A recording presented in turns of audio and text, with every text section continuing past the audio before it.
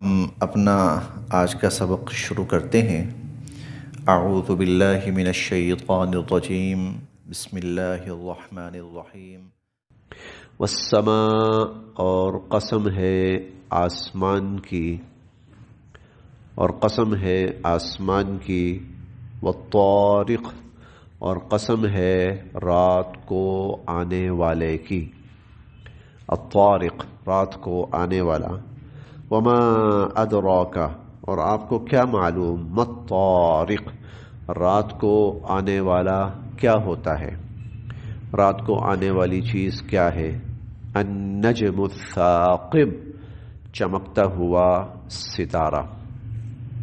ویسے یہ رات کو آتے نہیں ہیں، اصولی طور پر یہ رات کو آتے نہیں ہیں، یہ تو ہمہ وقت 24 گھنٹے ستارے موجود رہتے ہیں، لیکن انسانوں کے سامنے وہ ظاہر رات کے وقت ہوتے ہیں، اسی لیے اللہ رب العزت نے وہ ذکر کیا۔ اسی طرح جو چاند ہے نا، تو اللہ تعالیٰ نے چاند کے بارے میں رات کا ذکر کیا ہے کہ چاند کو ہم نے رات کو نکالا ہے، تو یہ نہیں کہ دن کو نہیں ہوتا، وہ دن کو بھی ہوتا ہے، لیکن اس کا صحیح معنوں میں جو ظہور ہوتا ہے اور جن مقاصد کے لیے اللہ تعالیٰ نے اس کی تخلیق فرمائی ہے، اس کا صحیح معنوں کے اندر اظہار رات کے وقت ہوتا ہے۔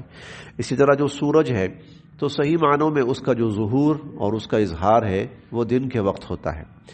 تو یہ ہم قسم کھاتے ہیں آسمان کی اور رات کو آنے والے کی، اور آپ کو کیا پتا رات کو آنے والا کیا ہے، وہ چمکتا ہوا ستارے، اللہ تعالیٰ نے ان کی قسم کھائی ہے۔ اب پرانے زمانے کے لوگ تو ظاہر ہے کہ اتنے زیادہ ان چیزوں سے واقف نہیں ہو پائے تھے، وہ سائنسی اعتبار سے اتنے زیادہ ایڈوانس نہیں ہو پائے تھے، لیکن آج کی دنیا جو ہے وہ تحقیق کر کے اس حوالے سے بہت سے نتائج اخذ کر چکی ہے اور بہت سی عجیب و غریب معلومات حاصل کر چکی ہے۔ ان کو سامنے رکھا جائے تو اللہ کی قسم کھانا بہت بڑا معنی رکھتا ہے، سمجھ میں آتا ہے، اتنا بڑا جہان، اتنا بڑا نظام۔ پھر چلیں زیادہ نہیں تھا، موٹی موٹی بات ان کو بھی سمجھ آتی تھی کہ یہ خود بخود آتے ہیں، خود بخود آتے ہیں، ہر رات کو ہوتے ہیں، اور یہ ہمیشہ سے ہیں اور چمک رہے اور روشنی دے رہے اور موجود ہیں، اور ہیں بھی بہت بلندی پر ہیں۔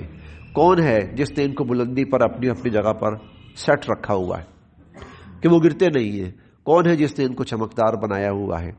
کون ہے جو ان کی اس ترتیب کو اسی طرح ہمیشہ قائم رکھتا ہے؟ یہ بہت بڑی بات ہوتی ہے۔ دیکھیں، ایک ہے کسی چیز کا بن جانا، بنا لینا، حاصل کر لینا، ایک ہے اس کو مینٹین رکھنا، یہ بڑی بات ہوتی ہے، یہ بڑی بات ہوتی ہے۔ تو ہمیشہ سے ایک نظام چل رہا ہے، ہمارے باپ دادا بھی اس طرح دیکھتے تھے۔ تو والسماء والطارق، یقیناً اللہ تعالیٰ متوجہ کر رہے ہیں انسانوں کو کہ دیکھو، غور کرو اس پر، آسمان پر، ستاروں پر، اسی کے اندر سیارے بھی آ جاتے ہیں۔ ان نہیں ہے کل نفس، کوئی بھی شخص، ان کل نفس، کوئی جان ایسی نہیں ہے، لما کہ نہ ہو، علیہا اس پر، حافظ حفاظت کرنے والا، کوئی جان ایسی نہیں ہے، کوئی شخص ایسا نہیں ہے کہ جس کے اوپر حفاظت کرنے والا موجود نہ ہو۔ اب حفاظت کرنے والے سے، حافظ سے اللہ کی ذات بھی مراد ہو سکتی ہے، بالکل، یہ بات بالکل ٹھیک ہے۔ اللہ پاک ہر انسان کی حفاظت فرماتے ہیں، یحفظونہ من امر اللہ، ہم نے 13ویں پارے میں سورہ الرعد میں پڑھا تھا، یحفظونہ من امر اللہ، اللہ کی ایسی مخلوقات ہیں جو اللہ انسان کی حفاظت کرتی ہیں اللہ کے حکم سے۔ تو اللہ کی ذات خود بھی ہو سکتی ہے اور اللہ کے مقرر کیے ہوئے فرشتے بھی ہو سکتے ہیں۔ قرآن کریم میں حافظین کا لفظ جو ہے فرشتوں کے لیے بھی آیا ہے، وَإِنَّ عَلَيْكُمْ لَحَافِظِينَ، تمہارے اوپر محافظ مقرر ہیں، کرامن کاتبین۔ فَلْيَنظُرْ، اچھا چلیں، آپ تم نے غور کر لیا آسمان پر، اس کی وسعتوں پر غور کر لیا، اور تم نے ستاروں پر اور اس کے نظام پر بھی غور کر لیا، چلو اب آؤ اپنی ذات پہ آؤ۔ فَلْيَنظُرْ، دیکھے تو صحیح، الانسان، انسان، مما خلق، کس چیز سے پیدا کیا گیا۔ انسان کو چاہیے کہ وہ دیکھے کس چیز سے پیدا کیا گیا، خلقا، اور وہ پیدا کیا گیا ہے مما ان دافق، ماں پانی، دافق اچھلنے والا، ایک شدت کے ساتھ اچھل کر قوت کے ساتھ آنے والا پانی اس سے پیدا کیا گیا.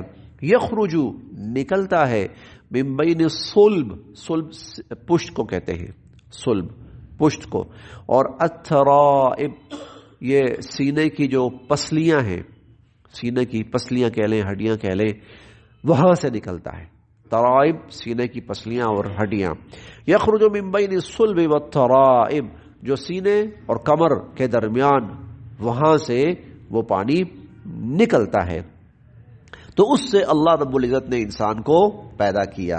انہو بے شک وہی اللہ علی رجعہ اس انسان کو لوٹانے پر بھی لقادر قادر ہے. جس طرح پیدا کرنے پر اور اس نے پیدا کیا وہ لوٹانے پر بھی قادر ہے. یوم اس دن جب یہ لوٹائیں گے اللہ تو یوم اس دن تبلا ظاہر کر دیے جائیں گے السرائر سب راز. اس دن سب راز کھول دیے جائیں گے، ساری خفیہ چیزیں کھول دی جائیں گی. فما لہو تو پھر نہیں ہوگی انسان کے پاس من قوت خود اپنی کوئی طاقت، ولا اور نہ ہی ناصر کوئی دوسرا مدد کرنے والا. نہ اس کے پاس اپنی اتنی ہمت و طاقت ہوگی کہ ان چیزوں کو روک سکے، اور نہ کوئی اور اس کا مددگار ہوگا جو اس کی مدد کر سکے.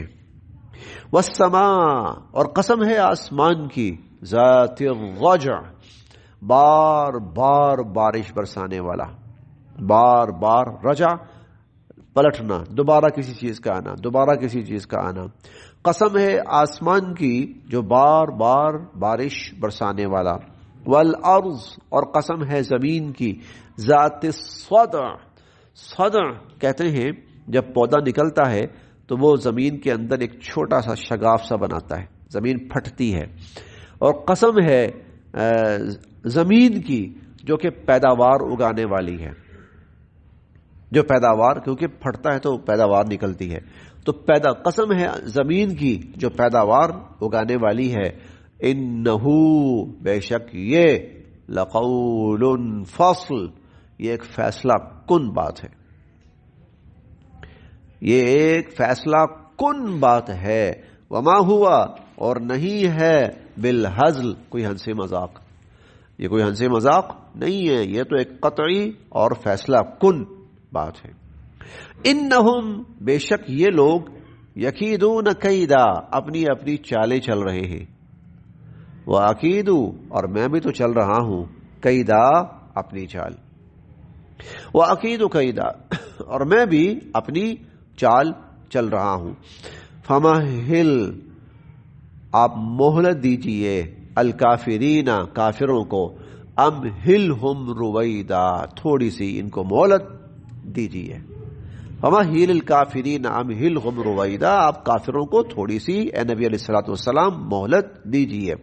کیونکہ کبھی حضور علیہ الصلوۃ والسلام کی زبان سے یہ ابتدائی صورتیں ہیں تو دل برداشتگی کی کیفیت بھی ہو جاتی تھی اور آپ کا دل تنگ بھی ہوتا تھا. تو ایسے میں کبھی یہ خیال آتا تھا کہ یہ جو چاہتے ہیں اللہ کر ہی دے، جو عذاب مانگتے ہیں اللہ دے ہی دے، جو آسمان کا ٹکڑا گرتا ہوا مانگتے ہیں اللہ گرا ہی دے. تو اللہ فرماتے تھے نہیں، ٹھہریے، ٹھہرے کوئی بات نہیں. فصبر کہیں فرمایا صبر کیجئے، کہیں فرمایا ان کو مہلت دیجئے، کہیں فرمایا اعرض آپ ان کو نظر انداز کیجئے. تو فَمَهِّلِ الْكَافِرِينَ أَمْهِلْهُمْ رُوَيْدًا کافروں کو آپ تھوڑی سی مہلت دیجئے. انجام تو ان کا یقیناً وہی ہونا ہے جو ہم ان کو بتا رہے ہیں، لیکن ابھی اتمام حجت ہونا باقی ہے.